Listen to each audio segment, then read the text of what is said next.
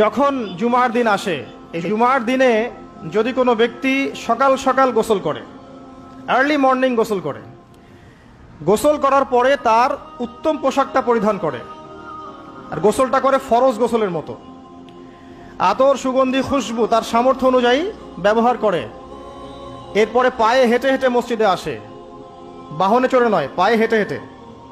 যদি আপনি অনেক দূরে থাকেন সেটা আলাদা কথা। এবং ইমামের কাছাকাছি বসে, মসজিদে আসার পরে যতটুকু সম্ভব হয় সুন্নত পড়ে নিল, নফল পড়ে নিল, এরপর ইমামের কাছাকাছি এসে বসলো। ইমামের খুতবা শ্রবণ করে মনোযোগের সাথে। খুতবা শ্রবণ করার সময় কাউকে কষ্ট দেয় না।